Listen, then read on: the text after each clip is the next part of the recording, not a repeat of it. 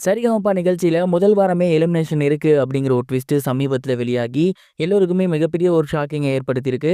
என்ன நடக்கப் போகுது அப்படிங்கிற கம்ப்ளீட் டீட்டெயில தான் இந்த ஒரு வீடியோல நம்ம பார்க்க போறோம். சரிகமபா லிட்டில் சாம்ப்ஸ் வந்து ஸ்டார்ட் ஆகியாச்சு. மெகா ஆடிஷன்லாம் முடிஞ்சு ஏகப்பட்ட நபர்கள வந்து செலக்ட் பண்ணியிருக்காங்க.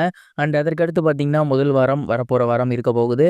அண்ட் இந்த ஒரு வாரத்திலேயே எலிமினேஷன் இருக்க போகுது அப்படிங்கிற தகவல் தான் சமீபத்தில வெளியாகியிருக்கு.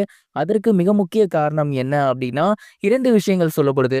முதல் விஷயம் மெகா ஆடிஷன பொறுத்தவரைக்கும் நல்லா பாடுறாங்க, நல்லா பாடல அப்படிங்கிறதெல்லாம் தாண்டி ஒரு சில எலமெண்ட்ஸ் பார்ப்பாங்க. அந்த ஒரு எலமெண்ட்ஸ வச்சு தான் அவங்கள சூஸ் பண்ணுவாங்க. ஸோ அதன்படி நெறைய நபர்கள எடுத்திருக்காங்க.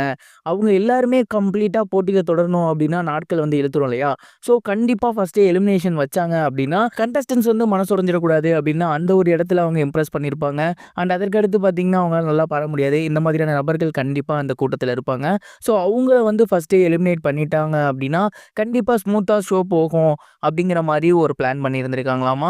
அண்ட் அது மட்டும் இல்லாம இன்னொரு விஷயம் என்ன அப்படின்னா, இந்த மாதிரியான ஒரு கிட்ஸ் ரவுண்ட்லயே முதல் வாரமே எலிமினேஷன் அப்படிங்கிறப்ப, கண்டிப்பா டாக்ஸ் அப்படிங்கிறது மிகப்பெரிய அளவுல போகும். அந்த ஒரு டாக்ஸ் வந்து ஷோக்கு மிகப்பெரிய ஒரு விஷயத்த குடுக்கும் அப்படின்னு டீம் வந்து நம்புறாங்க. இந்த 2 காரணங்களுக்காக தான் இந்த ஒரு வாரமே எலிமினேஷன் அப்படிங்கிறது இருக்க போகுதாமா. அண்ட் இந்த எலிமினேஷன் அப்படிங்கிறது முழுக்க முழுக்க ஸ்ரீனி சார் அவர்கள் கையில இருக்கிறது தான். இந்த வாரம் எல்லாரும் நல்லா பாடிட்டாங்க அப்படின்னா, கண்டிப்பா எலிமினேஷன் இருக்காது.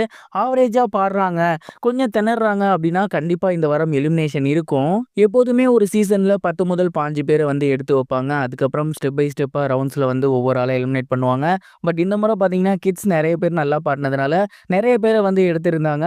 ஸோ ஷோ நல்லா போகணும் அப்படிங்கிற காரணத்துக்காக தான் இந்த ஒரு எலிமினேஷன் இருக்க போகுது அப்படிங்கிற மாதிரியான டாக்ஸ் வந்து வந்துட்டு இருக்கு. இது நடக்கலாம், நடக்காமலும் போகலாம். எல்லாம் பாடுறவங்க கையில தான் இருக்கு. நீங்க இந்த ஒரு விஷயத்த பத்தி என்ன நினைக்கிறீங்க? அண்ட் முதல் வாரமே எலிமினேஷன்ங்கிறத கேட்டு நீங்க ஷாக் ஆனீங்களா? மறக்காம கமெண்ட் பாக்ஸ்ல ஷேர் பண்ணுங்க. இது ஒரு புறம் இருக்க, பிரபல நடிகரான சூர்யா அவர்களோட 47வது படத்தோட பூஜை சமீபத்துல சத்தமே இல்லாம சைலண்டா நடந்து முடிஞ்சிருக்கு. அண்ட் இந்த ஒரு படம் அப்படிங்கிறது ரசிகர்களுக்கு மிகப்பெரிய ஒரு எனர்ஜி குடுத்திருக்கு அப்படின்னு தான் சொல்லணும். ஏன்னா இந்த படத்தோட டைரக்டர் ஜீத்து மாதவன் அவர்கள் ஏற்கனவே ரோமாஞ்சம், ஆவேசன் அப்படிங்கிற 2 சூப்பர் ஹிட் படங்கள மலையாள இண்டஸ்ட்ரிக்கு குடுத்திருக்காரு. அது மட்டும் இல்லாம இந்த ஒரு படத்துல சூர்யா அவர்கள் போலீஸ் வேடத்துல நடிக்க போறாரு. சிங்கம் படத்துக்கு அப்புறம் சூர்யா அவர்கள் போலீஸ் வேடத்துல நடிக்கவே இல்ல. ஸோ கண்டிப்பா வித்தியாசமான ஒரு சூர்யாவ போலீஸ் கெட்டப்ல பார்க்கலாம் அப்படிங்கிறது. அண்ட் 3வது முக்கியமான விஷயம், நஸ்ரியா அவர்கள் இந்த படத்துல இருக்காங்க. நஸ்ரியா சூர்யாவுக்கு ஜோடியா நடிக்க போறாங்க. அண்ட் இது மட்டும் இல்லாம சமீபத்துல மலையாளத்துல மிகப்பெரிய ஹீரோவா வளர்ந்து வந்துட்டு இருக்கக்கூடிய நஸ்லின் அவர்களுமே இந்த ஒரு படத்துல இருக்காரு. ஸோ இது எல்லாத்தையுமே சேர்த்து வச்சு பார்க்கும்போது முற்றிலும் ஃப்ரெஷ்ஷான ஒரு காம்போவா இருக்கு.